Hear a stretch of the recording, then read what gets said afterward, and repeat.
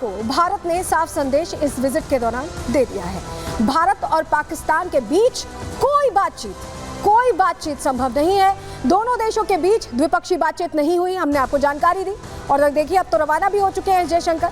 भारत ने पाकिस्तान को पहले ही एस जयशंकर ने कहा था कि ये एससीओ समिट है, उसमें जा रहे हैं, बातचीत नहीं होने वाली। विदेश मंत्री एस जयशंकर सिर्फ समिट में जाएंगे, ये क्लियर पहले ही उनकी तरफ से कर दिया गया था और उसी पर एक्ट करते हुए वो दिखाई दिए हैं और कड़ा संदेश उनकी तरफ से दिया गया है। समिट के बाद स्वदेश वापस लौटने के लिए वो रवाना हो चुके हैं। हमने आपको तस्वीर दिखाई, 24 घंटे से कम समय रहे हैं और पाकिस्तान की जो बातचीत की कोशिशें थी, कई तरह से कहा जा रहा था कि बातचीत हो सकता है, हो सकता है द्विपक्षीय बातचीत हो जाए, लेकिन ऐसा कुछ भारत ने जो कहा था वही रहा, हुई नहीं कोई बातचीत। चलिए, लेकिन आपको बताएं कि एस जयशंकर ने वहां पर सब कुछ किया जो करना चाहिए था, बातचीत नहीं की। तस्वीर देखिए, ये देखिए मॉर्निंग वॉक की तस्वीर देख रहे हैं आप। जयशंकर वहां पर मॉर्निंग वॉक करते दिखाई दे रहे हैं, जो भारतीय उच्चायुक्त के और साथी हैं उनके साथ, और ये उन्होंने एम्बेसी में, जो भारतीय एम्बेसी है वहां पर पौधारोपण भी किया है। जो प्रधानमंत्री की मुहिम है उसको आगे ले जाते हुए यहाँ पर पौधारोपण भी किया है एस जयशंकर ने। तस्वीर ने हमने आपको दिखा दी, लेकिन आप समझिए पाकिस्तान बार बार विश्वासघात करता है। बहुत बार ऐसा हुआ है कि हमने मौका दिया है और उन्होंने मौकों को लेकर एक तरह से साइड किया है उन मौकों को। लेकिन आपको बताएं कि एससीओ में भी कश्मीर का राग अलापने से पाकिस्तान पीछे नहीं हटता, हालांकि हर ही जगह अलापता है, एससीओ में भी हुआ। एससीओ समिट में चीन और पाकिस्तान वाली साजिश दिखाई दी है, साथ में चलते दिखाई दी। चीनी विदेश मंत्री कियांग और शहबाज की मुलाकात, द्विपक्षीय बातचीत हुई है। शहबाज ने कियांग के सामने जम्मू कश्मीर का मुद्दा उठा दिया। शहबाज ने जम्मू कश्मीर की ताज़ा घटनाओं की जानकारी दी और चीनी विदेश मंत्री ने पाकिस्तान के सुर में सुर मिलाया। कियांग बोले कि जम्मू कश्मीर के विवाद का समाधान हो। जम्मू कश्मीर विवाद काफी समय से लंबित है, ये चीन का स्टैंड सामने आया। यूएनएससी के प्रस्तावों पर ध्यान दिया जाना चाहिए, चीन ये भी कहता दिखाई दिया। लेकिन ये तो पाकिस्तान की कोशिश दिखाई दी कि बातचीत इस पे शुरू करें, लेकिन लोग क्या कहते हैं? पाकिस्तान के लोग उनकी सरकार से इधर मुझे लगता है ज्यादा समझदार है। जरा सुनिए उन्हें। तो ये 64% लोगों ने उधर वोट दिया इंडिया की पार्टीज को। वो कहेंगे हम उधर इन्वेस्टमेंट कर रहे हैं, वो कहेंगे हम उधर आटा सस्ता दे रहे हैं, बिजली सस्ती दे रहे हैं। हम आगे से क्या जवाब देंगे? हम अपने कश्मीरियों के साथ क्या कर रहे हैं? मुझे बात करते हैं हाँ, हम कश्मीरियों को क्या दे रहे हैं? हम क्या दे रहे हैं? कुछ भी नहीं दे रहे। तो यही बात है, तो हम बात सुने, हम अपने मुल्क को बिल्कुल ठीक नहीं कर सकते। हमारा अपना मुल्क, एक ही अपने प्राइम मिनिस्टर एक दूसरे का लाड भर रहे हैं। अपने मुल्क के हालात ठीक नहीं हो रहे, दूसरों के साथ हम क्या लीड करेंगे? ये चीज है।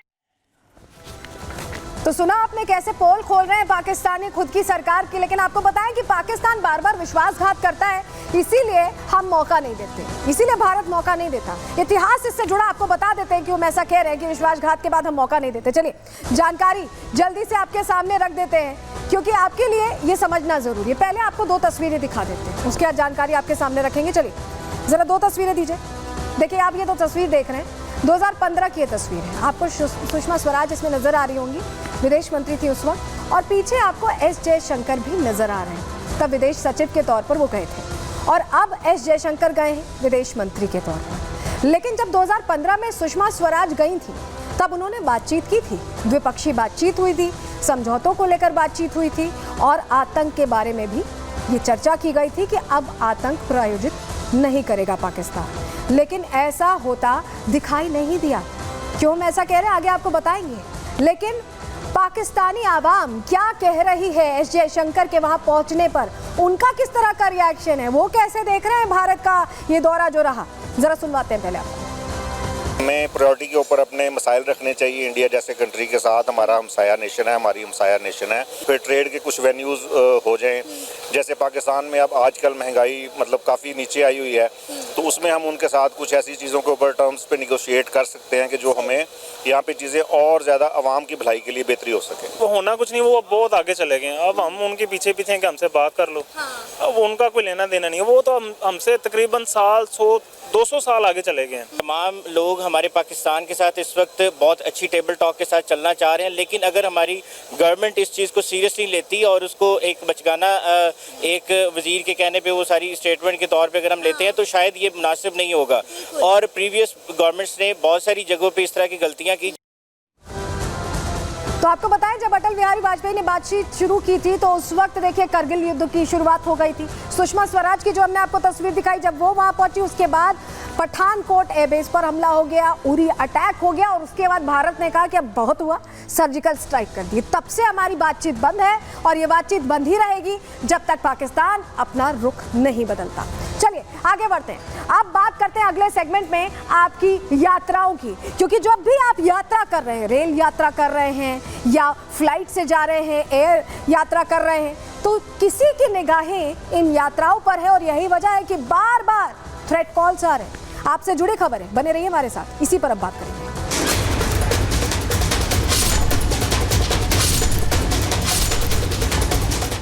जैसे ही लैंड करते हैं तो जलने की बदबू आने लगती है। क्या बात है, अभी तक ये नहीं बताई जा रही है।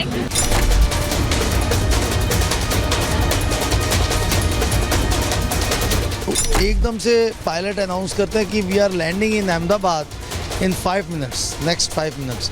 तो हम सब सुन के हैरान हो गए कि ये क्या बात है।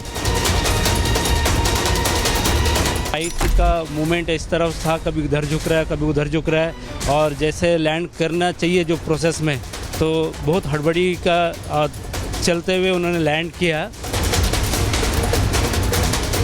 फिलहाल सफल लैंडिंग हो गई है और सभी यात्री सुरक्षित हैं।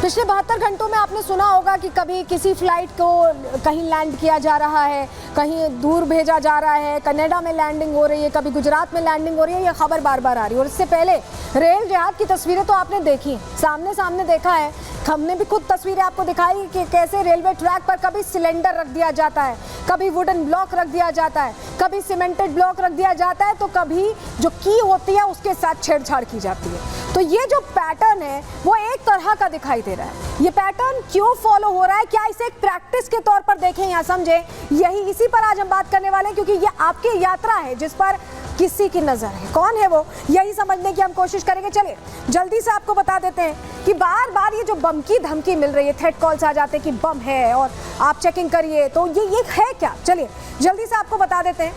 विमानों को बम से उड़ाने की धमकी, पिछले 72 घंटों में आपने देखा कि कई विमानों को बम से उड़ाने की धमकी मिली।